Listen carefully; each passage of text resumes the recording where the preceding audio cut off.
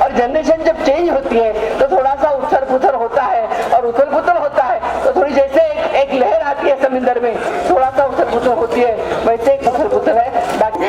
इसलिए अभी बहुत दिन आएंगे तकरीर करने के लिए, तो मैं इन अल्फाज से आपका शुक्रिया लेता हूँ।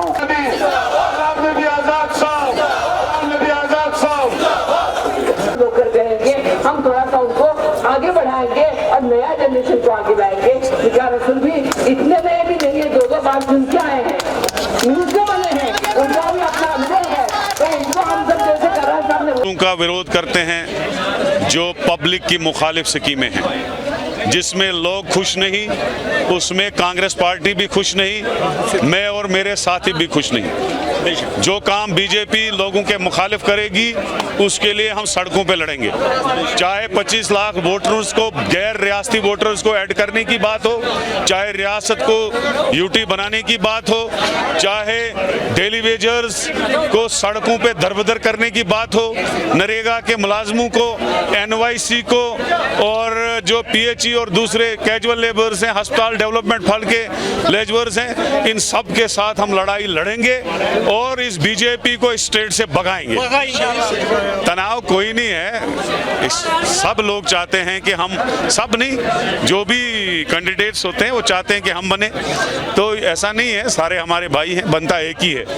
कोई आपने देखा है कहीं किसी स्टेट में 10 प्रेसिडेंट रखे हों, 4 प्रेसिडेंट रखे हों, एक ही प्रेसिडेंट रखता है। तो ऑन मेरिट राहुल जी ने जो हमारा उदयपुर में एक रेजोल्यूशन पास हुआ था कि पूरे हिंदुस्तान में जितनी स्टेटें हैं उनमें 50 साल से नीचे जो है 50 प्रेसिडेंट बनेंगे।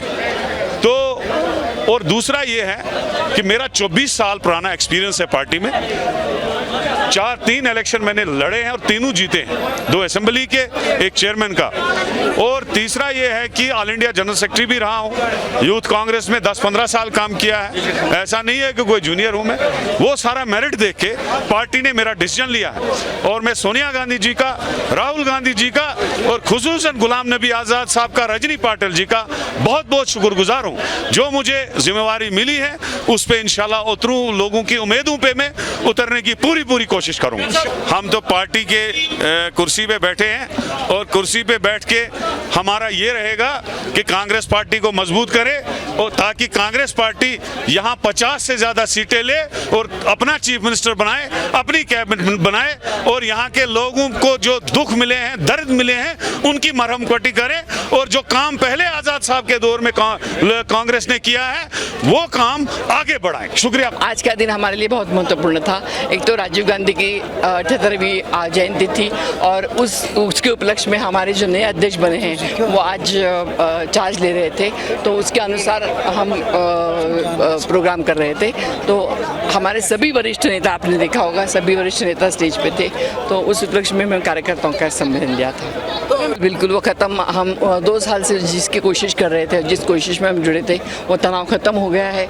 हम सब लोग अभी एक साथ एक लाइन में खड़े हैं, और सब लोग एक साथ लड़के करके चुनाव के लिए खड़े तैयार हो गए हैं।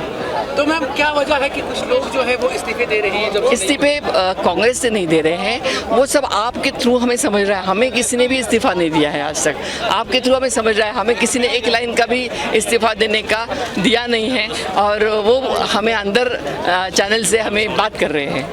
किसी का ये हो सकता है, नाराज़गी हो सकती है, किसी को कुछ चाहिए होता है, किसी को कुछ, तो हम बात करेंगे, उनको समझाएंगे। अगर देखा जाए बीजेपी पूरी तरीके से जम्मू-कश्मीर की डेमोग्राफी चेंज करने जा रहा है, तो कैसे आप देखते हैं? अभी आज हमारी पॉलिटिकल अफेयर्स कमेटी जो नई बनी है उदयपुर डिक्लेरेशन के बाद, तो उसमें सभी इम्पोर्टेंट लीडर्स हैं, 8-9 लोग हैं। उनकी कमेटी की मीटिंग आज हम शाम को लेने जा रहे हैं, जिसके अध्यक्ष तारिक हमीद कराची है। तो उसमें हम जो 25 लाख वोटर्स हैं उसका मसला हम तय करेंगे, और उसके लिए हम मसला निकाल के हम उसके लिए आप संकल्प डिक्लेयर करेंगे। आपको लगता है कि मेन स्ट्रीम पार्टियां हैं, बीजेपी उनको दबाना चाहती है इस चीज़ से? मुझे लगता है कि बीजेपी को अपना पराभव स्पष्ट दिख रहा है। उनको लगता है हमने कितनी भी कोशिश की तो हम यहाँ जीत नहीं सकते हैं, और लोग बीजेपी को मानने के लिए तैयार नहीं, इसलिए कहीं ना कहीं से वो घुसना चाहते हैं। इसलिए 25 लाख वोटर्स का वो घुसने के लिए कोशिश कर रहे हैं कि जम्मू कश्मीर इसको विरोध करेगा।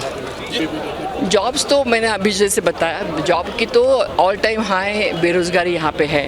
और मैंने राज्यसभा में भी ये सवाल उठाया था कि जम्मू कश्मीर में पहले तो 17% था, अभी 13% है। तो सबसे ज़्यादा बेरोज़गारी तो जम्मू कश्मीर में है। उसके लिए कोई ध्यान नहीं दे रहा है, उसके लिए कोई बोल नहीं रहा है, उसके ऊपर बोलने की ज़रूरत है। उसी के लिए जो पॉलिटिकल अफेयर्स कमेटी की जो मीटिंग है उसमें आज हम निर्णय लेंगे कि अगर ऑल पार्टी मीटिंग में हिस्सा लेना है क्या, 25 लाख वोटर्स का क्या करना है, उसका हम अभी निर्णय लेंगे अभी थोड़ी देर के बाद। चलो शुक्रिया।